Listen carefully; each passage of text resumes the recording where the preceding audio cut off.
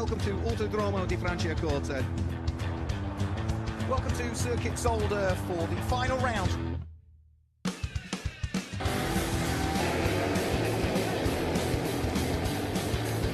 It's all very tight up towards turn one.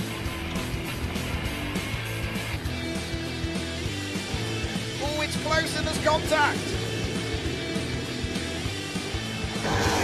They're side by side.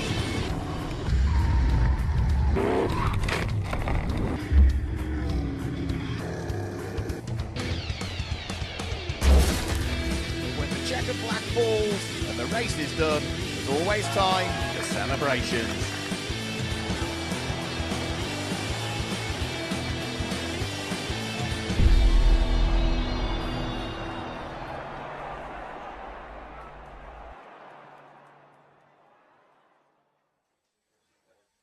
Well, good morning, everybody, from Circuit Ricardo Tormo here in Spain. The NASCAR Grand Prix of Spain at this fantastic circuit, just 20 kilometres outside of Valencia.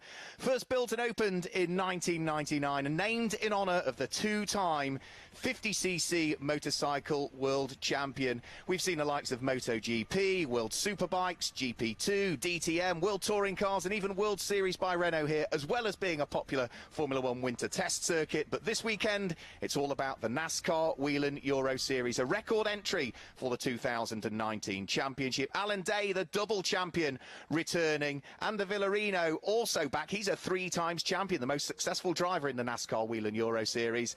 And around this circuit, we managed to get Ander Villarino to show us around a lap of his home Grand Prix.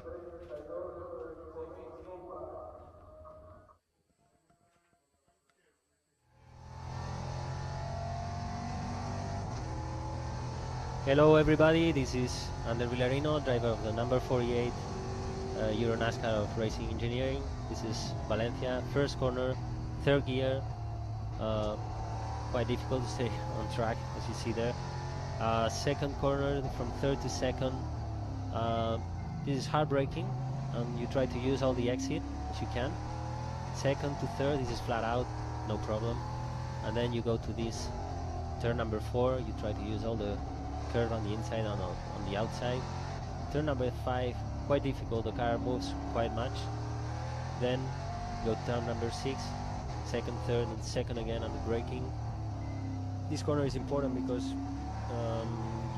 go to the back straight line.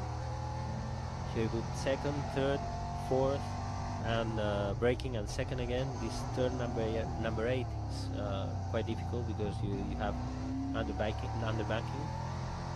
and then you go to turn 9, 10 and 11, the most difficult part of the track under braking, because the car moves a lot, you move from left to right and quite difficult braking. And this is turn number 12, fast corner, fast kind of chicane, you try to use all the track, and then last braking for the last corner, turn number 14. Very important one because you have to exit fast for the main straight. This is, I think, my favorite track. I love Valencia and I love this track and very technical. I hope you enjoy the race.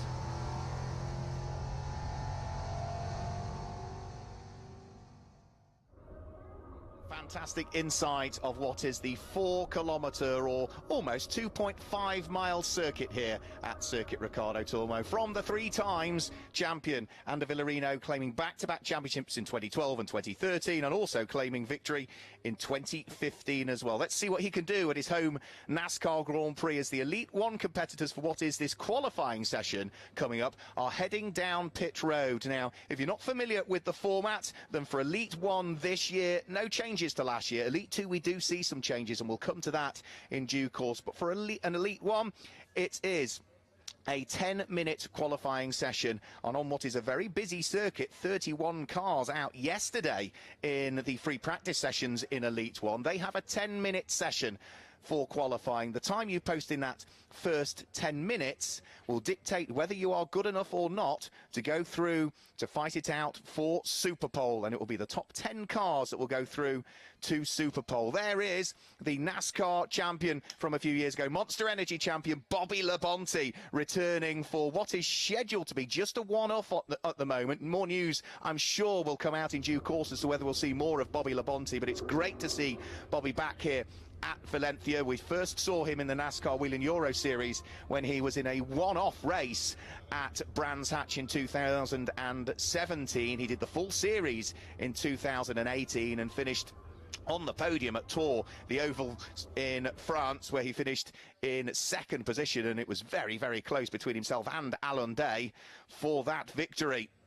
So the cars lining up in pit road. The order in which they line up is not just a random order. You can see the marshal at the front with the red flag, but the order in which they line up is based upon the fastest time that they posted in yesterday's free practice session. So it is important to get a good time in free practice, because that dictates when you head out of pit road in qualifying. And if you think that an outlap here at Circuit Ricardo Tormo is going to be there or thereabouts 2 minutes, so of a 10-minute session for the likes of Ander Villarino, the session goes green, he does his outlap, which means when he comes over the start-finish line in what are ideal qualifying conditions here, beautiful clear skies here in Valencia, as you can see, with the sun shining, it means he's only got 8 minutes of the session to go. So if you're at the front of the queue, you've got 8 minutes to post your quick time. If you're at the back of the queue, which we will see the likes of Simone Loretti towards the tail end of the queue, well, by the time he gets over the start-finish line, he's probably only going to have, what, 7 minutes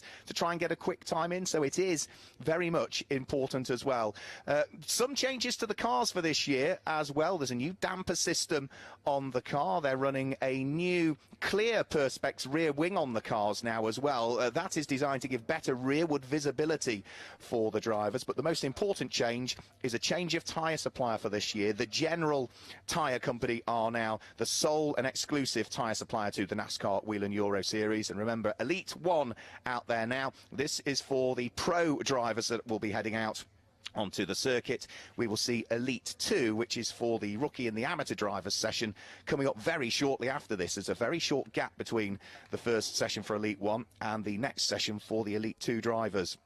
So there we can see the pit lane slowly emptying as more and more cars line up towards the bottom. With a rearward shot there of Justin Kuntz, who was a very busy chap last year, raced in both Elite 1 and in Elite 2, but he's concentrating his efforts in the Dexweck team for Elite 2 this year. That's why he's sort of not got his crash helmet on and is in his car, because in about another 15 or 20 minutes time is when he will be doing that. So we will wait and see as to when he will head out onto the circuit. So Ander Villarino at the front of the queue. The fans already starting to flock in and enjoy the sunshine here for the NASCAR Wheel and Euro Series. There is Mauro Trione, car number 31, trundling his way down pit road. And he is moving over to the Cal Racing team for this year. So, having raced for Blue Motorsport last year, the Swiss driver now moving over to Cal Racing, and he's hoping for good things. He was busy and involved with the team last year, he was saying, but this year he's purely focused on the driving. As we go green, so the cars for the first time this year in competitive terms head out onto circuit. Ander Villarino heading out the crowd. There is the champion from last year, Alan Day. Loris Hazemans is next up at the wheel of the number 50 car. Nicola Rocca, who's had a pole position here before at Circuit Ricardo Tormo. He's the 4th car in the queue. Nicola Rocca claimed pole position back at the 2015 event, and unfortunately didn't go on to win that. He'll be happy for very good things. There is Stinis Longshi, the former Elite 2 champion, at the wheel of his PK Cars number 11 machine. He's sharing the car with Mark Burns, who returns to the championship. He's going to join me in the commentary box for the Elite 1 race tomorrow here at Circuit Ricardo Tormo. But Ander Villarino is leading the pack round. Of course, it's a learning curve for nearly all of these drivers over the course of this weekend. Some have done more testing than others, but with that new damper system, with the new tyre. A lot of the teams have been trying different things to try and understand what's going to be the best setup here around Circuit Ricardo Tormo, and for a lot of them, they think it's just a case of getting a setup, which means that towards the back end of the race, you've got a car underneath you that is still delivering the level of grips that you need. And for the Elite 1 drivers, they also need to consider the fact that their races for this year are slightly longer than Elite 2. They'll be covering the best part of 72, 73 kilometres or 18 laps, whereas the Elite 2 races for this year are slightly shorter. They'll be doing, 60 kilometres or 3 laps less, 15 laps. In terms of the times yesterday, well, it was just free practice, but the fastest time we saw, and therefore first out of pit road, was Ander Villarino, a 1 minute 40.629 was the time he posted. The fastest lap of the session, and he's about to head over the start-finish line shortly to start his flying lap. There's the number 1 car, which is Ruben Garcia Jr. Great to see Ruben Garcia join us. He is the reigning Mexican NASCAR champion in their Peaks series. He also won that championship not just last year, but back in 2015 as well. He was also a NASCAR stock V6 champion back in 2011, and it's a one-off drive for him in reality as part of the driver exchange program that exists within NASCAR. He's over here racing at Valencia, and our NASCAR Wheel and Euro Series champion for this year will over race in the final round of the Peak Series in Mexico as part of our exchange program. So there is Bobby Labonte. He is just working his way through at what is a 14 turn circuit here. And where is Bobby at the moment? I think he's just headed over the start-finish line. Green flag still waving, so some of the cars only on their outlet. There's number 99, one of the Dexwex cars. That is hugely experienced Ellen Law, the only driver who's won a race in DTM, the German touring cars. But we've seen so much of Ellen Law, who I would say of all of the drivers out there probably has as much experience, if not more, than anybody else. She was runner-up in Formula 3 race at Monaco, supporting the Grand Prix. We've seen her in the likes of not just DTM and Formula 3, but Formula 3000, V8 Star, the Nürburgring 24 Hours. She's raced trucks in the European Championship. She's competed in the Dakar Rally. And we've also seen her Championship as well. Huge amounts of experience, and it's another great addition to the NASCAR Wheel and Euro Series entry list. So the quick times, the first flying laps just coming in, and it is Loris Hazemans at the moment who has topped the times. But the British driver, there he is, number 90, Alex Sedgwick, returning for his second season of NASCAR Wheel and Euro Series action, and has gone quickest at the moment. The Prince Racing Chevy, you can see it hard on the brakes, chasing Stinish Longines round the circuit. Flip their way into what's bringing out for the next round, which is turn number 4. Alex Sedgwick for the moment topping the time. Are still looking to put the quick times in, and one of those is number 24, Nicola Rocco, who's just heading towards turn number 6, which is down the end. That brings them down towards a little kink at turn number 7, which is where he is heading now. He's got Loris Hazemans ahead of him, the number 50 Ford Mustang. That's the black car with the blue and the white and the red Dutch flag stripes all the way down the centre of it. Loris Hazemans, who did great things last year in the NASCAR Wheel and Euro Series. He was the junior trophy champion, finished 4th in the overall standings, and was actually quite disappointed with his 4th ultimately. It was the final weekend at Zolder that sort of came a little bit unstuck for the indecently quick Dutchman. So Sedgwick tops the time, the number 90 car from Brax Racing. Loris Hazemans, who we saw a few moments ago, second quickest, 3 times a runner-up in the championship. Fred Gabion is there in 3rd position. Fred Gabion, all of the drivers, has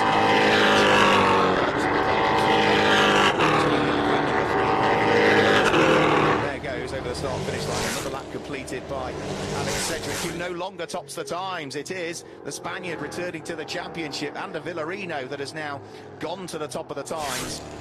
So it's the number 48 car that is quickest currently. And in terms of time in this session, well, time is fast running out. So there's just over 4 minutes remaining. There is the number 88 car, that's the second racing engineering car, remaining yet a teammate to that's quickest at the moment, Ander Villarino. There is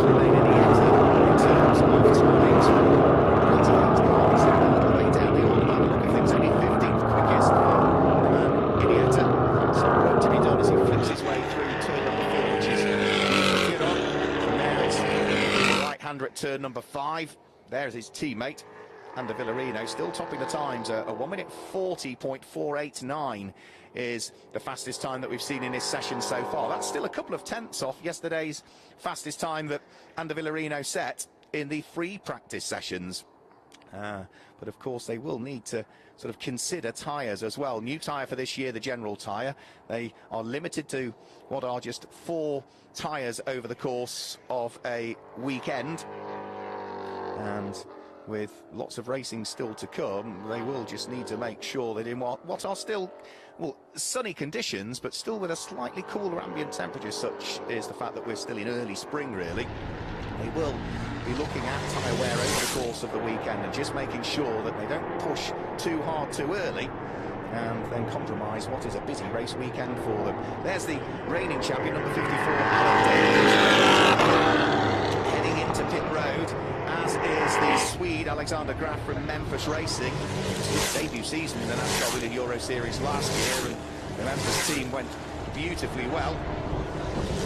Alan Day has come into the pit lane largely because he's popped a quick time in now. He has gone to the top of the times, Alan Day. That was why he came down pit road, happy with the time.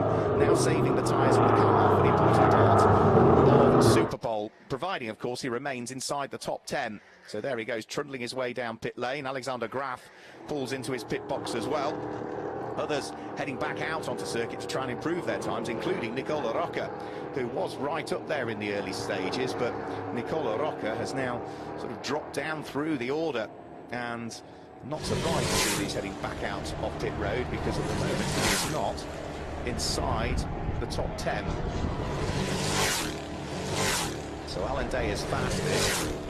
Number 12, Francisco Cini, is second quickest at the moment. Alan Day's time is a 1 minute 40.514. That's the car that's second quickest. Francisco Cini, a 1 minute 40.841. That is a very good lap indeed by Francisco, a former European V8 champion. We've seen him racing in Italian GT and GT Open, sporadically at Le Mans as well, as Francisco Cini. And what was a difficult year really for Francesco. Had a big accident at Tour in the practice sessions and destroyed the chassis, which sort of put the team on the back foot really for the next race. And it's great to see that he is back now, and back the full season, and actually sharing the car with another Israeli driver that we've got out over this weekend. It is great to see that Navi Talon is joining him in that car. So with Alan Day and Navi Talon, that means we've got 2 Israeli drivers on the grid. And I know there's a lot of interest in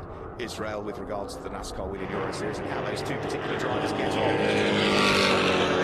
He's now gone back to the top of the times.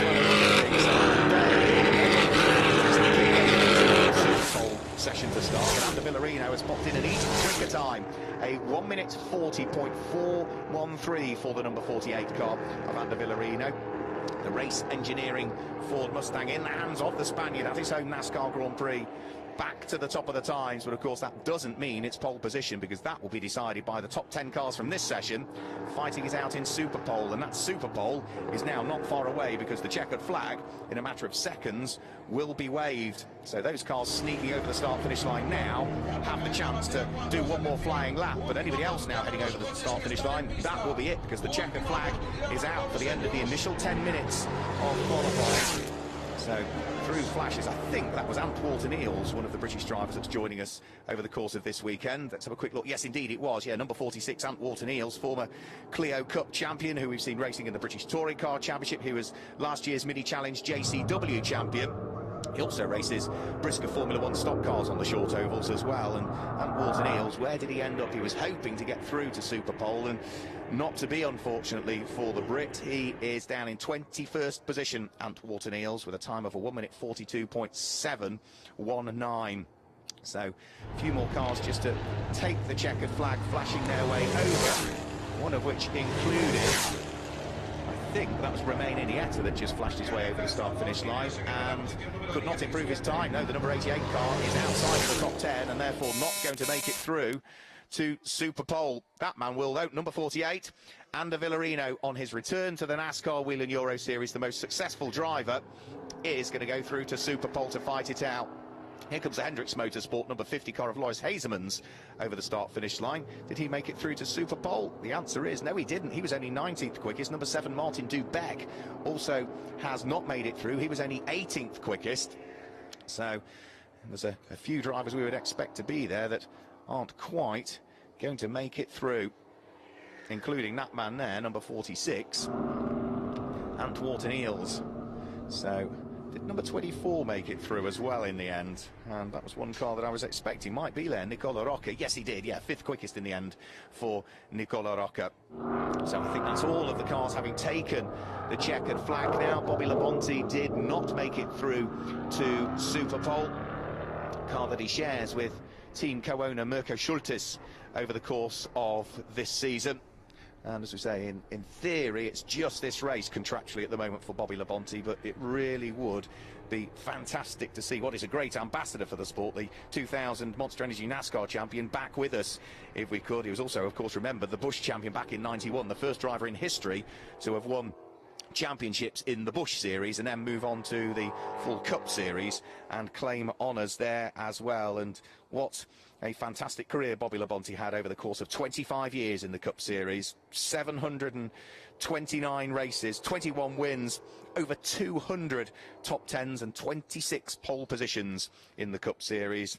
And you can add what the best part of another 10 wins and 100 top 10s in the Xfinity series as well, in the 200 races in which he competed there. So cars heading to pit road. I'm not sure whether we might be able to get a graphic up which will show us the order of the qualifying times, but I can confirm, at least verbally until we see the graphic, that fastest and therefore through to Super Pole is number 48, Ander Villarino.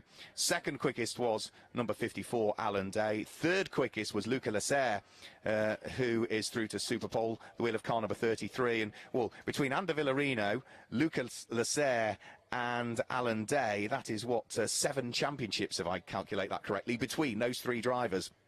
Fourth quickest, great qualifying app to find himself through to Super Bowl, number 12, Francisco Cini. Fifth quickest is 24, Nicola Rocca, former pole sitter here. Let's see what he might be able to do. Sixth quickest, number 11, Stinis Longin, who is scheduled to become a father for the first time in August. We wish him and his wife all of the best with that. Seventh quickest, number 3, last year's runner-up and 3 times a runner-up in this series, Fred Gabion. Eighth quickest and through to Super Pole, former Le Mans winner, number 66, for Dexwek Racing, Christophe Bouchou. He will be pleased, as will the team, with that. Ninth quickest is the former Elite 2 champion, number 27, Toma Ferrando. He claims the Elite 2 championship a couple of years ago now. It's 2017 where he was the Elite 2 champion. Moving over to Alex Caffey Motorsport for this year, the 21-year-old Frenchman. Then the last of the cars through to Super Pole, car number 90, Alex Sedgwick, the British driver who made his NASCAR Wheel and Euro Series debut here just last year at Circuit Ricardo Tormo. So those are the 10 cars that will head through to Super Pole in what is a beautiful, beautiful day here at Circuit Ricardo Tormo. Now, it was a 10-minute session for for qualifying. For Super Pole, it's just a 5-minute session. There's no order to which the cars will head out of pit road. So once you've popped the quick time in, as Alan Day did, what he did was save the car, save the tyres, come down pit road, not pull into his pit box and just go straight to the end of pit lane. So he's now first to go out in the queue by the look of things for this Super Pole session, because the Super Pole session is only 5 minutes. And remember, that also means you have to include your out lap as well. So by the time the cars have come round, they are going to get, at best, 2 flying laps in to fight it out for Super Pole. And that Super Pole is already underway by the look of things. Looks as though it's actually the number 3 RTV competition car, Fred Gabion, that was first in the queue. Alex Sedgwick in the Brax Racing number 90 car is second. The number 54 car of Alan Day, third in the queue. Fourth is Francisco Cini. Fifth looks as though it's the Dexwex machine in the hands of Christophe Bouchou. But after that, you can just see all of the cars now sort of finding their own little bit of space. It was a busy circuit for qualifying, but now with only 10 cars out there for Super Pole, there's a little bit more tarmac available, so the drivers will look to try and ensure that they have a little bit of space they can accelerate into and get the clear lap or 2 that they need. There is Alan Day, say back-to-back champion, the Israeli driver, champion in 2018, champion in 2017 was Alan Day at the wheel of that number 54 Cal Racing car that he shares with Ariana Casoli. And huge amounts of experience as well for Alan Day, not just in the likes of the NASCAR Wheeling Euro Series. We've seen him out in ADAC racing in the past, the Blancpain, Formula 3 briefly. He has taken in, of course, a couple of Xfinity Monster Energy races as well. So Xfinity and Monster Energy races. So he's a driver that has also started to try and carve a career out in NASCAR on the other side of the Atlantic. So they head now on to their opening laps in what is a busy weekend, or a busy day really, for NASCAR. If you're watching us from anywhere around the world, don't forget that later on today the Toyota Owners 400 race takes place at Richmond Raceway, the next round of the Monster Energy NASCAR Cup Series. So you can have a full day of NASCAR today if you want. Joining us now for qualifying, we've got the Elite 1 and the Elite 2 races coming up later on today, and then make sure that you tune in for the Toyota Owners 400 a little bit later on as well. So first lap just coming in. There is number 48. That is the returning driver for his home NASCAR Grand Prix. Ander Villarino onto the brakes, flicking his way through the left-hander at turn number 3. You can see the car sliding around as he uses all of the track limits that he possibly can. All of the drivers were told exactly what track limits they could use. Onto the brakes, turning his way into the right-hander at turn number 4, Nico Triol. From there it's up towards turn number 5. Both 4 and 5 are taken in second gear. Accelerate up towards third gear, bringing them up towards the left-hander at Angel Nieto, which is on the brakes, and back down into second gear. From there they hard on the accelerator. They're now almost 2/3 of the way around the lap, up to third gear, through Curva Fichon, which is turn number 7, the left-hand kink, onto the brakes, down to second, in towards Bernard Martinez, which is a second gear, 8th corner on the circuit. From there it's through the left-hand flick up to third at turn number 9, turn number 10, where all of the drivers use a lot of the curve. They're braking down to second again for turn number 11, and then you're on the gas again here, up towards third gear, and that is where he is now heading up towards turn number 12. Ander Villarino, the rest of the cars all flicking their way over the start-finish line. The first flying lap in by number 54, Alan Day, is a 1:54.983, but that has just been bettered by a car that's running just behind him on circuit, number 33, Luca Lasser, former champion, of course, Luca Lasser. He won this championship back in 2000.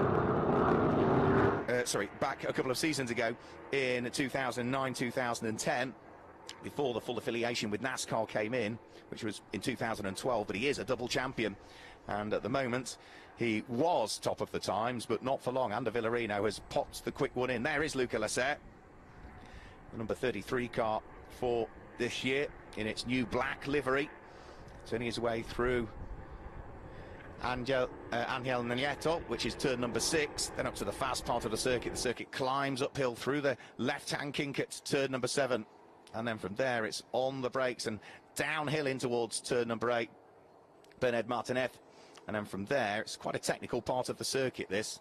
Flat out through turn number 9, through turn number 10, you're sort of turning and trying to brake at the same time as well, and that's very easy to snatch a brake there. There was a very slight mistake, I think, there from Luca Lasser, as he didn't quite make friends with the apex. Flat out up towards turn number 12 here, big sausage curb on the inside, which the drivers absolutely will avoid. And it looked as though it was a reasonable lap from Luca Lasser, but I don't think it's going to be good enough to challenge for pole position. Pole which at the moment is still being held, provisionally held by that lap there, under Villarino. But it's no longer being held by Alan Day. Just not clear to Villarino. What do his sector times look like this time through? 23 seconds for the first sector is not a bad first sector from Ander Villarino. 26 seconds through the second sector. The checkered flag is out. This is the important lap as he heads on the exit of turn number 14. Adrian Campos. Are we going to see Ander Villarino return to the championship and claim pole position? He heads over the start-finish line. Is it going to work for Ander Villarino? It doesn't look as though he has done enough. No, he hasn't.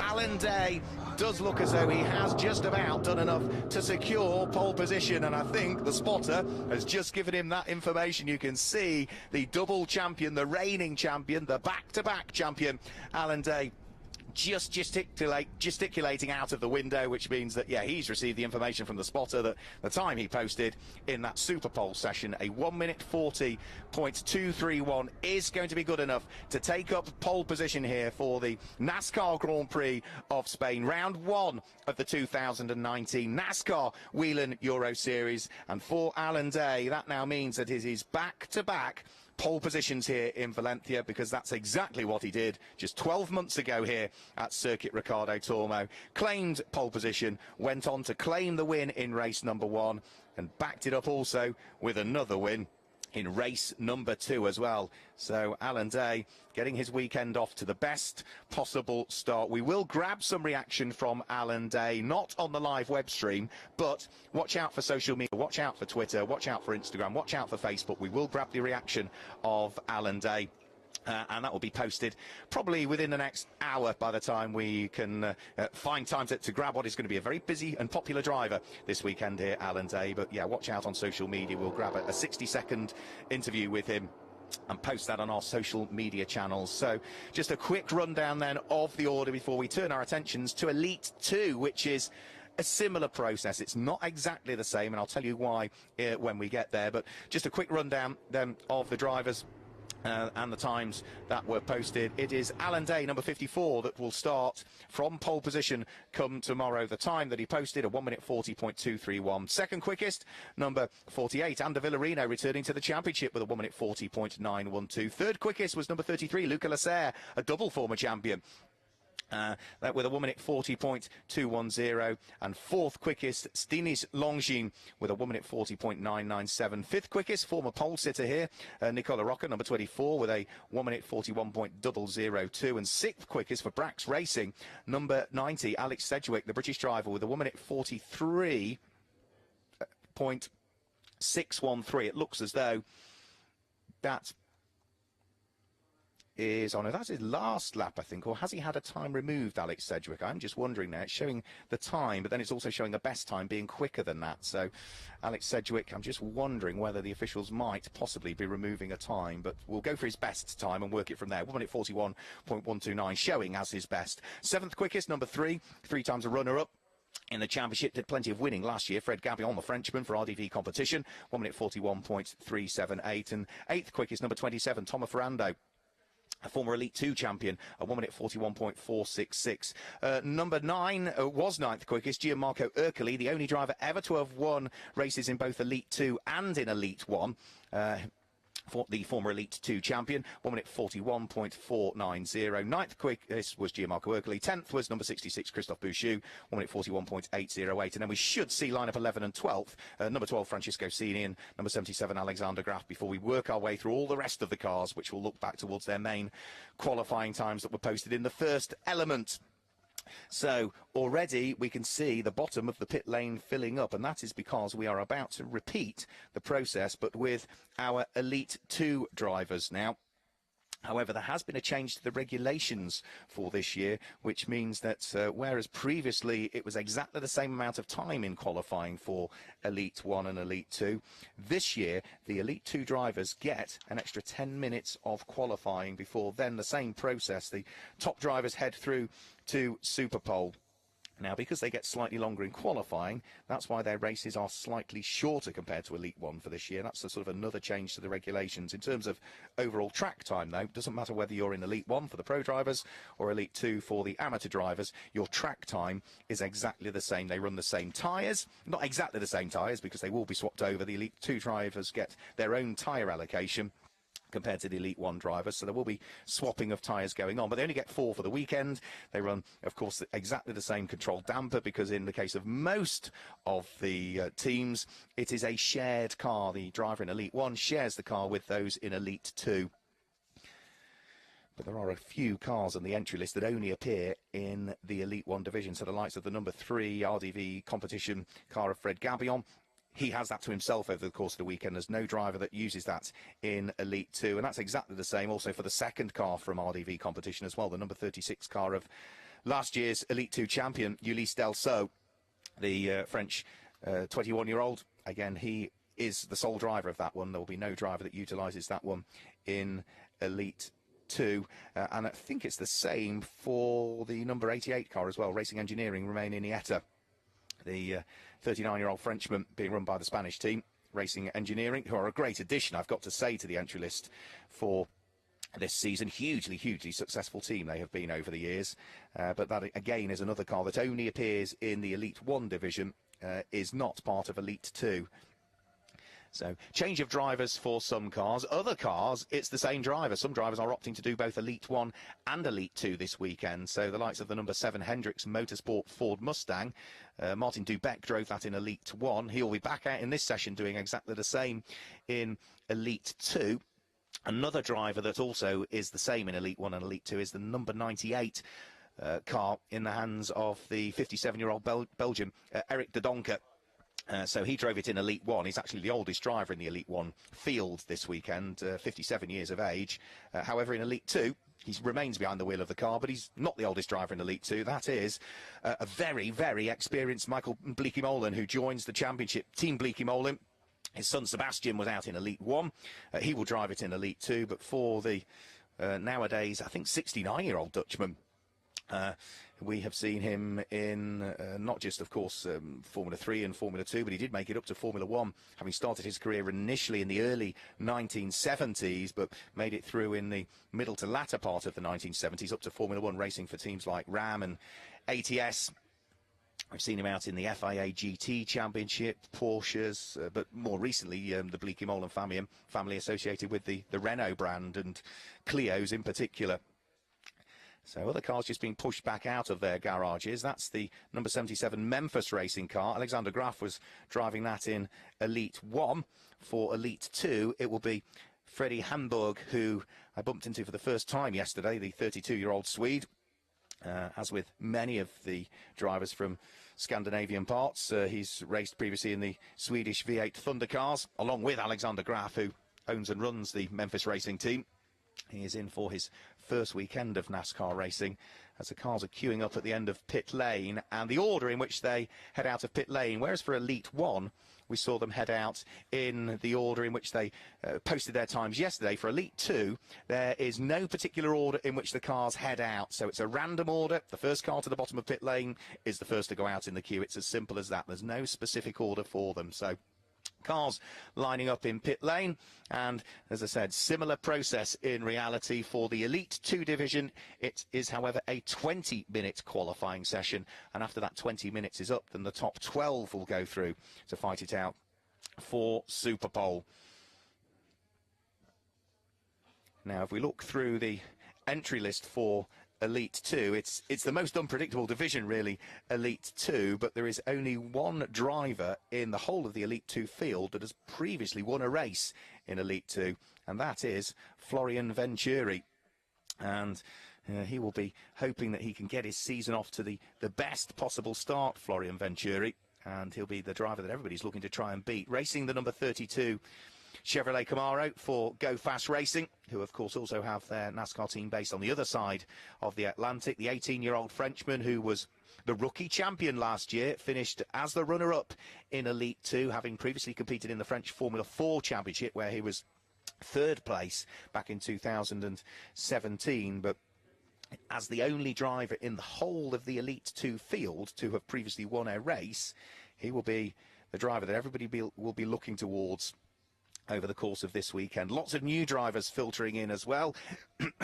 Excuse me, and more nationalities as well. I think we've got 21 countries represented on the grid of what are 57 drivers over the course of this weekend, and new drivers to the championship, the likes of let's have a quick look through new drivers to the championship. We've got Thomas Krasinis, the Greek, is new to the championship, just 17 years of age, having previously raced in the Junior Saloon Car Championship in the UK, which is for drivers between sort of 14 and 17 years of age, racing Citroën Saxos, having come out of X30 karts previous to that.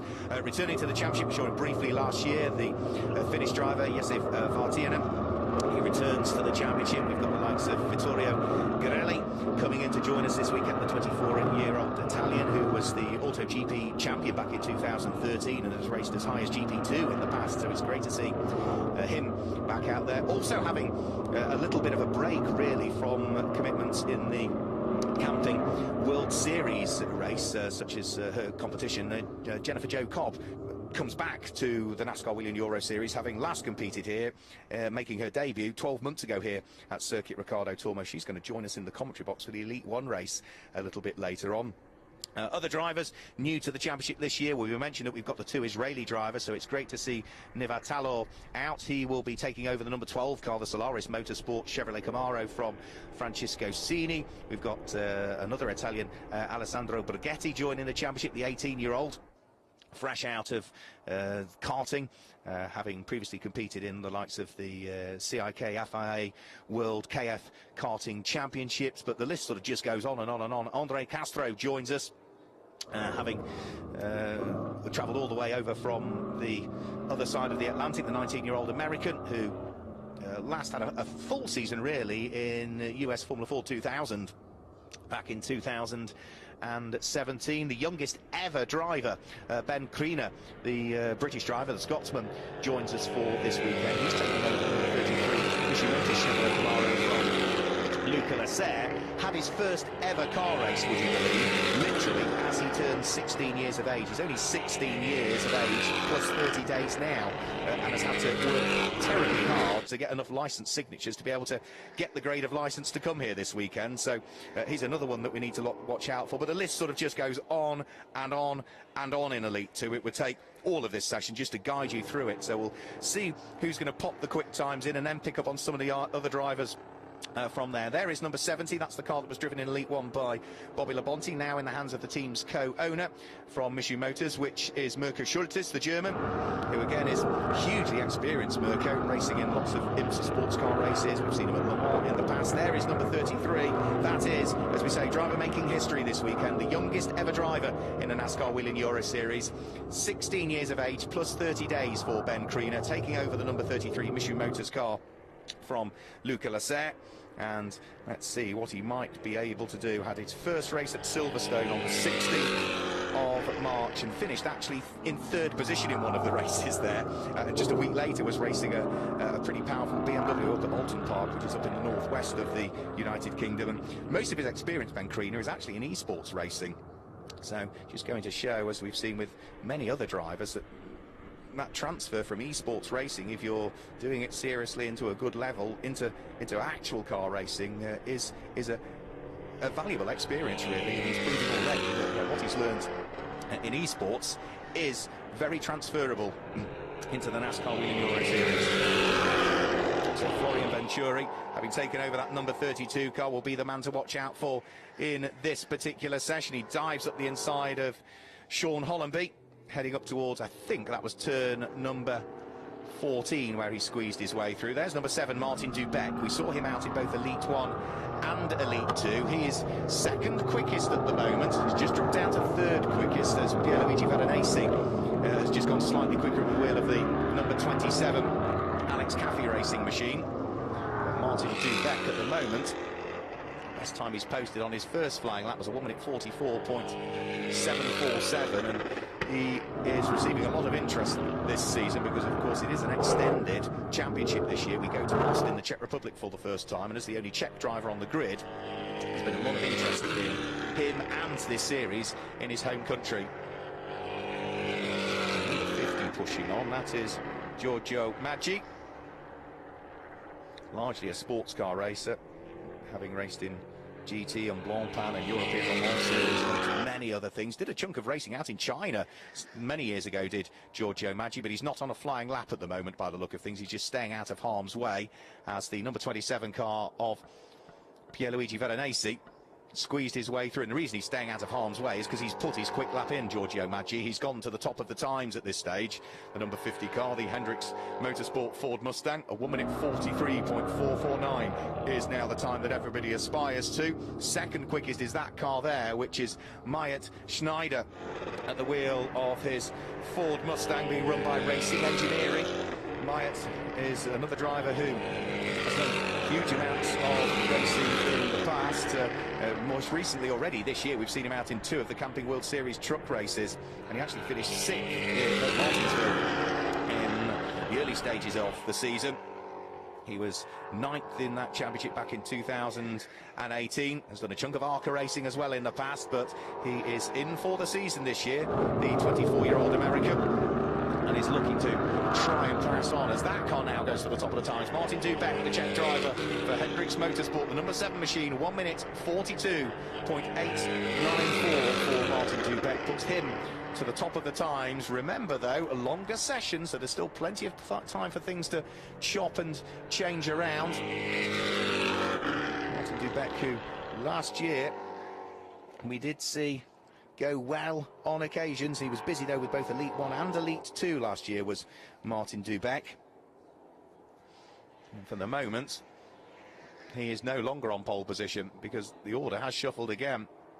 Martin Dubeck is now down to second quickest at the wheel. That number 7 brief lock breaks there, and the reason he's down to second is because number 32 Florian Venturi for Go Fast Racing has just gone that little bit quicker. I did say he was the driver that everybody would be looking towards in this qualifying session. Runner-up in Elite 2 last year. The Elite 2 champion Ulysse Dale So has moved up to Elite 1, the pro category.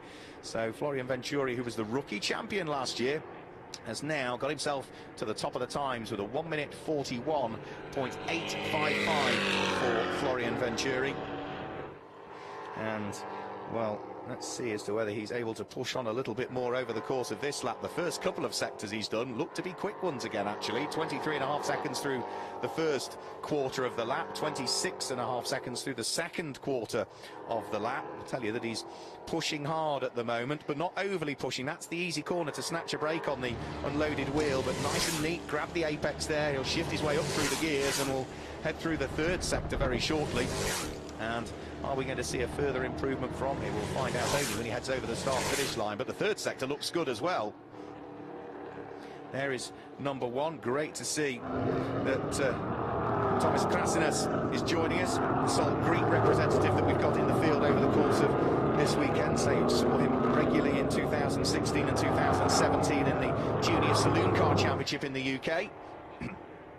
But hopefully we'll be in for the season. He's nice and neat and tidy, unlike, I think it was Advet Dioda, yeah, the Indian driver ahead of him who snatched the brake and missed the apex. Advet Dioda, who was going really well in the Elite Club Series he competed in last year. We did see him take in a couple of NASCAR Whelen Euro Series rounds. Hockenheim rings a bell as at least one of the events where he stepped up into Elite 2. There is number 98, Eric de Donker, about to be passed by the German driver Justin Kuntz. Justin Kuntz, another driver that has sampled the camping truck series. He took in one race back in 2018, Justin Kuntz. He was 9th in the Elite 2 standings last year. He was 6th in the Elite 2 standings the year before. He's chasing the number 12 car round at the moment, which is Naver Talor, the Israeli driver, making his debut in the NASCAR Whelen Euro Series. But the top in the times is still Florian Venturi at this stage. And off, that's Sean Hollenby, who's had an off somewhere, and that looks as though it might be heading around towards turn number 10 possibly, where Sean Hollenby had an off yesterday. The former British touring car racer, also having raced in the VW Racing Cup, owns and runs AMD Tuning, who had a great weekend at Brands Hatch in the British Touring Car Championship last weekend. But that was just a small off for Sean there. Hopefully no damage done, but where is he at the moment in terms of times? He is way down through the order, showing right the way down towards the bottom of our timing screens. That's going to put him something like 20th, I would guess. Number 41 we've not picked up on yet. That is Max Lancer at the wheel of the distinctively liveried the Club Motorsports Chevrolet Camaro. GT Italia racer. Max is another one of those drivers actually that we hadn't picked out. He's racing in both Elite 1 and in Elite 2 as well, so same car, same driver in both divisions for Max Lancer, but makes a mistake and he's going to have to sort of shortcut there. That was heading up towards, I think that's turn number 8, and yeah, he's taking the chicane, which will bring him out of turn number 8 and up towards turn number 13, so he's missed out a whole chunk of the infield section of the circuit there, but doing a sensible thing. You miss your braking points, and yeah, rather than try and lock up and ruin a set of tyres and flat spot them, just get back off the brakes, and that of course will be a quick lap in terms of time, but it won't count. The officials will have spotted that, and Max may well head to the pit lane at the end of the lap. There's still 9 minutes of this session to go. Indeed he does. He trundles his way down a pit road. So 9 minutes of the session to go. Heading round through turn 1 goes the number 31 car of Sam Thierry. And the Iranian driver back out of pit road. I think I just spotted Martin Dubec, who's been racing in the NASCAR Whelen Euro Series since 2015, the Czech. So yeah, there is Max Lancer after his small mistake, heading back down pit road. Also the other car that we saw make the mistake and head through the gravel, Sean Hollenby, heads back down pit road as well, as the two PK Sport cars have got themselves together by the look of things. Bert Longines at the wheel of the number 11, being chased round by the 19-year-old American Andre Castro. So Bert Longines, where is he at the moment? Bert is a driver with a good amount of experience. He's been a multiple bell car champion and endurance car champion over the years. He raced at Le Mans, at the Spa 24 Hour, at the Zolder 24 Hour. He finished 6th in Elite 1 back in 2014. It's a one-off drive for Bert Longines at the moment, but his car is not featuring inside the top 20, and the second of the two PK Sport cars of Andre Castro that's behind him is another driver that for the moment is well outside of the top 20. So neither of those looking as though they are going to go through to Super Pole at this stage.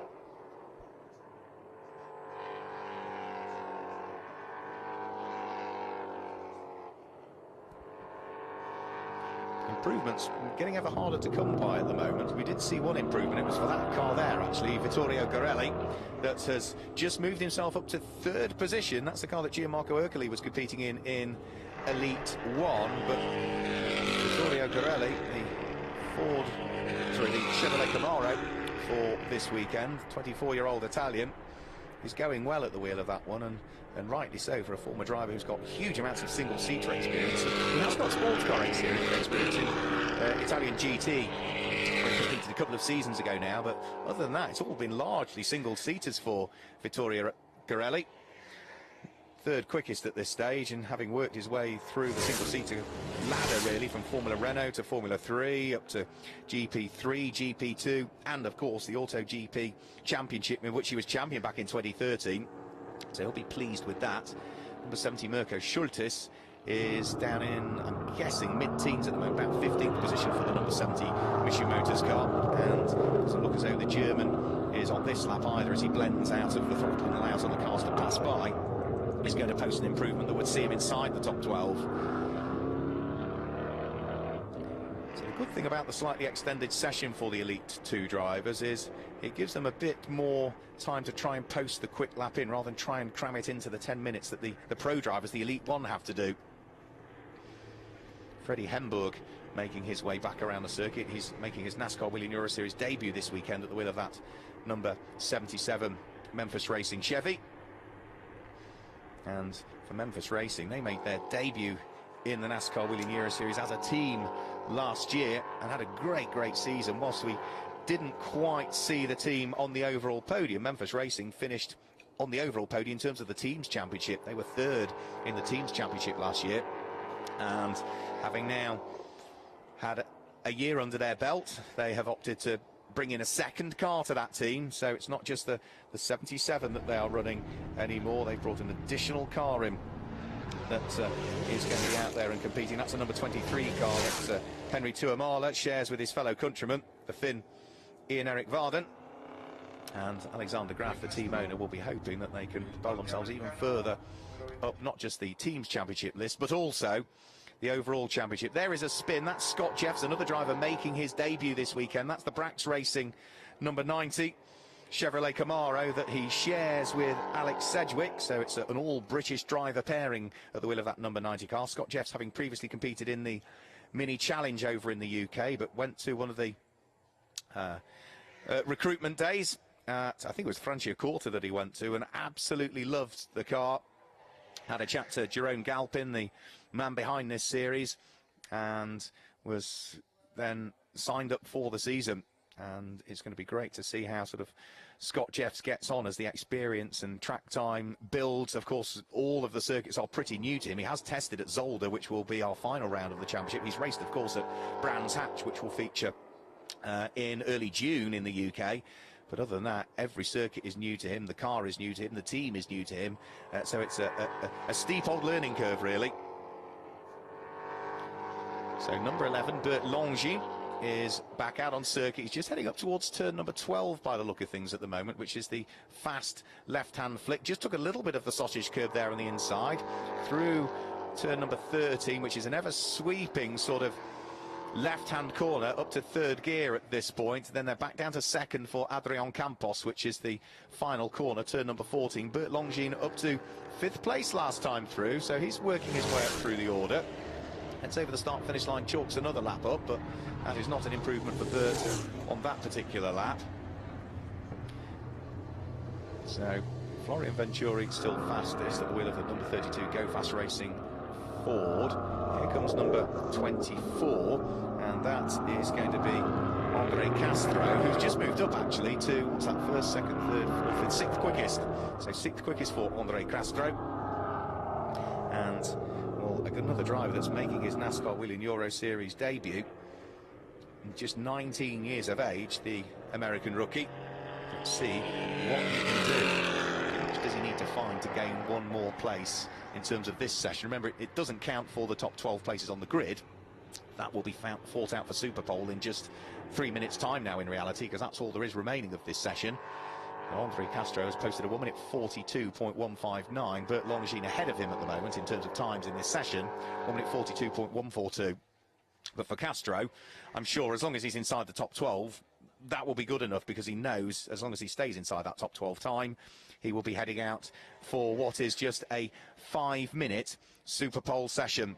Others calling it a day by the look of things. So that is the number 64 car of Eric Quintal, who comes in to the pit lane. The 54-year-old Frenchman, long-time supporter of the NASCAR Whelen Euro Series, is Eric Quintal, having raced way back since 2010, I think, was when he made his debut in what was the foregoer to the NASCAR Whelen Euro Series.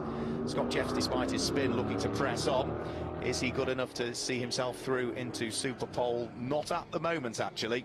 Needs to pick up the best part of probably half a second if he wants to be assured of a place in Super Pole. And the sector time's not suggesting that that is going to be the case. 69, Michael Bleekie-Molen pressing on. Behind him is the number 12 Solaris Motorsport car of Navartalo. As for Michael Bleekie-Molen, well, he is way down towards the bottom of the top 20 at this stage. And as for Navartalo, he is outside of the top 20 by the look of things. So neither of those two drivers poised at the moment, with just some 80 seconds to go, looking as though they're quite going to make it through to Super Pole. But they're just heading up towards turn number 8 at the moment, which is Bernard Martinez, and then from there it's sort of downhill again and up towards turn number 9, flat out through turn number 9, take a load of curb through that corner there, which is turn number 10. Big lock brake from Michael Bleekie-Molen. That is not going to have done the general tyre any good at all. It's the unloaded wheel, so it probably looks slightly worse than it is, but a lot of drivers just saying, you know, you need to be careful. Change of tyre for this year means different things, and some of the drivers, particularly with the new dampers as well, have been working a lot around getting the setup and making sure that in what are warm conditions here, that they get the best out of the car, get the best out of the tyres for what are quite long races in Elite 1 in particular this weekend. For Michael Bleekie-Molen, I think that snatch break is probably going to mean no improvement from the 1 minute 44.289 that he's already posted. Yes, sector time for the 4th sector, suggesting, there's a problem there, and he lost a second or so and got out of the lap. There has been a couple of shuffles, though. Scott Jeffs has now got himself at the wheel of the number 90 Brax car up into the potential places of going through into Super Pole. Where does that put him? There's no actual numbers on the screen that I can see, so that would put him in something like 8th position. And also now Eric de Donker, number 98. I make that 11th position for the number 98 car of Eric de Donker as the checkered flag comes out. So there is number 90, Scott Jeffs, who, providing others that are out there on circuit don't go any quicker, he will, on his debut in the NASCAR Wheel and Euro Series, see himself through at the wheel of that Brax machine towards Superpole, which was exactly what Alex Sedgwick did with that machine in the Elite One qualifying session. So Scott Jeffs is, yes, in 8th position. Now we've got a different screen that gives us the position. So who's on the bubble at the moment? Justin Kuntz is the man who is on the bubble. He is in 12th position. 1 minute 42.879 is his best, the German driver. And providing nobody else improves, he will just sneak through to Superpole. He has the best part of a 0.3 second of a buffer between himself in 12th place and Advac Dioda, who is in 13th place. So yeah, it would take a bit of finding that 0.3 of a second on the final lap. And Justin Kuntz takes the checkered flag. He didn't improve his time on the final flying lap. So Scott Jeffs has already taken the checkered flag. So in what for him is going to be 8th position, that will see him safely through to Superpole. A few more cars trying to get a quick lap in. Here comes Eric Donker over the start-finish line, and he is through to Superpole. 11th position for Eric Donker, so we will see that Motorsport 98 car in the hands of the 57-year-old Belgian Ford Mustang through into Superpole. Can't miss that car from a commentary perspective. It's a very easy one to spot. Black with day-glow orange makes it rather easy, to say the least, and in particular the fact that he's also racing that car in Elite 1 and Elite 2. Lots of new liveries for this weekend to remember, lots of new driver pairings as well to remember. So that looks as though the odd car may be still to trickle through, but I do think that we have now largely got sorted those 12 cars that will be going through to Superpole for a further 5 minutes to try and work out as to who is going to start on pole position here at Circuit Ricardo Tormo for round 1 of the 2019 NASCAR Wheel and Euro Series. So quickly through cars through into Superpole. Number 32, Florian Venturi, makes it through to Superpole with a 1 minute 41.3 from the Go Fast Racing machine.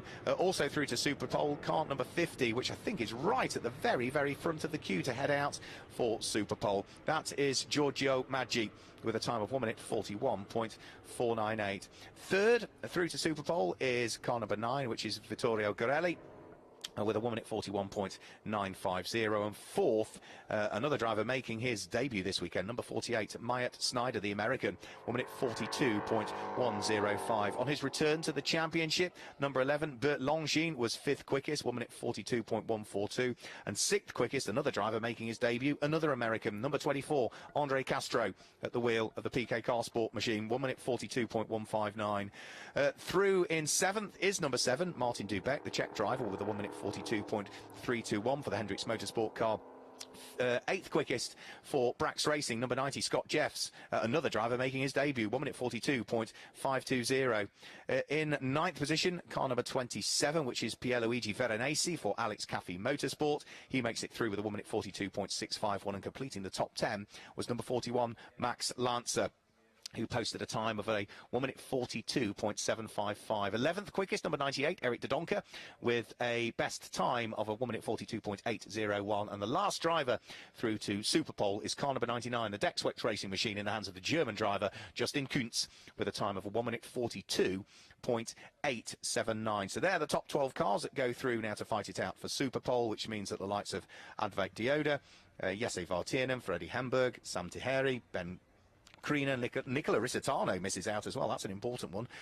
Michael Bleeky-Mola, Mirko Schultes, Thomas Krasinus, Navar Talla, Eric Varden, Eric Quintel, Ariana Casoli, Sean Hollenby, and Jerry De Vert, surprisingly, all miss out as well. Jerry, did he do many laps there? Because I do wonder, was there a problem with that car? He did very, very few laps, Jerry De Vert, for Brax Racing, the man behind it. Maybe only 3 laps, so potentially a problem there. Now, they did do a lot of saving that car yesterday and didn't run in all of the free practice sessions, but to save it in qualifying would be unusual, I would say. So perhaps news to be had from the Brax Racing team.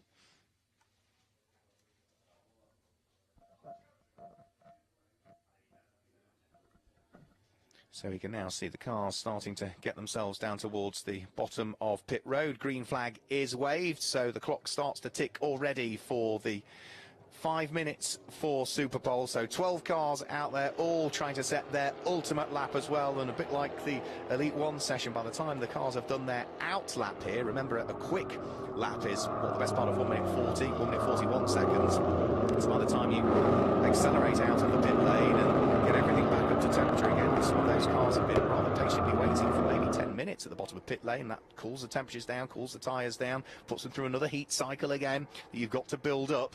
Then they are going to get certainly one, at best, 2 flying laps to try and work out who of the Elite 2 drivers is going to start from pole position. So that will be the man I would suggest everybody will be looking towards, Florian Venturi at the wheel of the number 32 Go Fast Racing Chevrolet Camaro. Remember, he was runner-up in the Elite 2 Championship last year to Ulysse Delceau. Ulysse has moved up to the Pro category and runs in Elite 1 for RDV competition again this year. So in the absence of the champion, the vice-champion from last year is going to want to do as best as he possibly can. And for Florian Venturi, he will be hoping that he can do good things here. He didn't claim a win here in Riccardo Tormo last year. It was Willy Bucena, another former champion, who scooped up both wins. But for Florian Venturi, it was a good old season for him in the end. So he finished runner-up in the championship. But he's going to be looking to try and see what he can do. He took 2 wins throughout the course of the 2019 season. He had 9 top 5s as well, and actually 9 top 10s as well, which in reality means, yeah, he finished in the top 5 9 times, and yeah, never finished sort of between 6th and 10th place. So he is certainly going to be wanting to try and set the place. But that man there, which is Giorgio Maggi, is going to want to see what he can possibly do. Lots of sports car experience. So we saw him racing in China. He was the Formula China champion back in 2015. We've seen him in Formula Masters, in ADAC, in Formula 4, in GTs, in Blancpain, in European Le Mans Series, in the Asian Le Mans Series as well. But for Giorgio Maggi, he's going to look to see whether he can overhaul the very small advantage that the number 32 Chevrolet Camaro Florian Venturi, the 18-year-old Frenchman, had in the first part of qualifying. Of course, this is the car that Loris Hazemans drives in the Elite 1 division. Nice and neat and tidy, not using too much of the curb there on what for him will be his first flying lap. The car ahead of him snatching brakes by the look of things. So again, that's the one corner where we've seen so many lockups over the course of the last few days or so. It's as you come around through turn 10 and try and get on the brakes and turn into turn number 11 that we see the locks brakes. Bounces over the curbs a bit there, does Giorgio Maggi, as he turns round through turn number 12, which is Champeireos. And then on to the brakes through Adrian Campos and start to accelerate. So out from second gear, up through the box, up to third, up to fourth. Remember, 4-speed gearbox in these cars. Over the start-finish line he goes, and the lap that he's posted is only good enough for second. The car ahead of him, which is Myatt Snyder, is quickest at the moment. So the American popping in a 1 minute 41.222 for Racing Engineering on his first flying lap. And it'll be a new team to the NASCAR Wheel in Euro Series Racing Engineering, but they are certainly not a new team to motorsport. They have been very successful over the years. And at the moment, Myatt Snyder tops the order. Racing Engineering, probably one of the most successful European racing teams in recent history, and at the moment Myatt Snyder looking for pole. There's a spin for Bert Longines. Unfortunately, he's rotated the PK Carsport number 11 through 180 degrees, gives it some gas, and the Chevy gets itself pointing in the right direction. But for Myatt Snyder, he's going to look to try and see whether he can steal pole position away here. A team that was only formed 20 years ago, but have claimed, 11 titles in 8 years with the likes of Spanish Formula 3 and GT championships. They added the World Series by Renault title to it, the GP2 drivers title in both 2008 and 2013. And, well, last year, of course, they finished second in the European Le Mans Series as a team. So very successful team. New to this championship, but with the car that they've supplied to a very talented driver, Myatt Snyder, he is going beautifully well, the 24-year-old American. Checkered flag will be out this time as they come over the start-finish line. Myatt Snyder's sector time suggesting that it's going to be another good one. Is it as good as the 1:41.222 he posted last time round? Well, in answer to that, no, it isn't. It was, what, the best part of a tenth of a second slower. That was all, but it is at the moment good enough for pole position. Giorgio Maggi has taken the checkered flag and is second quickest. Andre Castro has taken the checkered flag and is third quickest. We need to keep our eye on Florian Venturi because he popped a lap time in, but I think it was nullified by the officials for, I can only imagine, a transgression of circuit limits. So he really needs to nail this lap, Florian Venturi. Otherwise, the runner-up from last year's championship may well be starting at the back, and he's gone over the start-finish line, and I don't think he has posted a time. He's headed into the pits and has decided that it's just not going to happen for him. So it looks as though it is going to be making his debut number 48, Myatt Snyder, that will start the race later on today for Elite 2 from pole position. Myatt Snyder, who, as we say, has already taken in 2 of the Camping World Series truck races over in the States this year and actually finished 6th in one of them at Martinsville. He will line up on pole position for the race later on today, 1:41.222. Second quickest and taking the outside of the front row of the grid is number 50, Giorgio Maggi, with a 1:41.424. Third quickest is number 24, Andre Castro, with a 1:41.892. Fourth quickest is number 7, Martin Dubeck, 1:42.625 from the Czech driver of Hendricks Motorsport. Fifth quickest in the end, it's going to be Justin Kuntz, the German, for Dexwex Racing, and that time he posted was a 1:43.203. Sixth quickest, number 41, Max Lancer, 1:43.211 for the Club Motorsport. A number 41 car for Alex Cafe Racing, number 27, Piero Agi Veronesi, with a time of 1:43.607. Then it's Scott Jeffs, number 90, with a 1:43.647. Eric de Donker, number 98, with a 1:43.656 for Motorsport 98. And the last 2 cars, number 11, Bert Longing for PK Car Sport, and surprisingly, number 32, Florian Venturi for Go Fast Racing, the man who I thought would be right towards the sharp end and fighting for pole position. Just didn't work out that way for the Frenchman, so he will start on the 6th row of the grid for the Elite 2 race that takes place later on today. So that is the order then that has set the grid for this one, and of course we will see those cars out later on today for their first race. They are scheduled to get their race underway at around about 4:45 this evening, so we'll have the Elite 1 race will be our first race of the day, taking place a little bit later on. Please join us for the stream for that one, and the Elite 2 a little bit later on as well. So cars making their way down pit lane.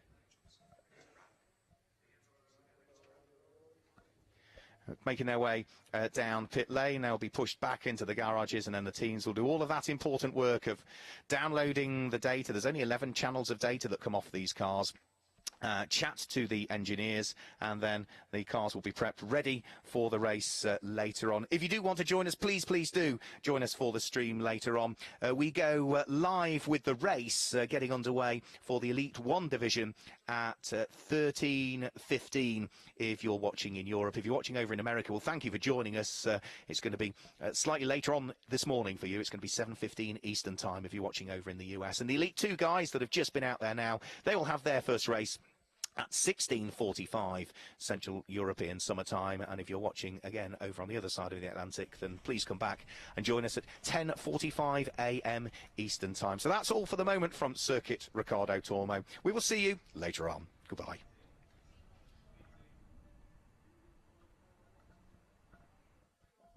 The 2019 NASCAR Wheel and Euro Series gets underway with the NASCAR Grand Prix of Spain in Valencia on the 14th and 15th of April.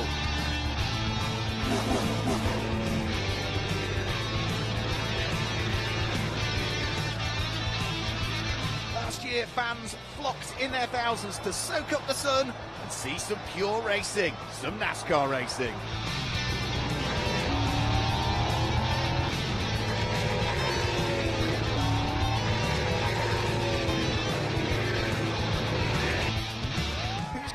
The first wins of the year, who is going to stand on the top of the podium?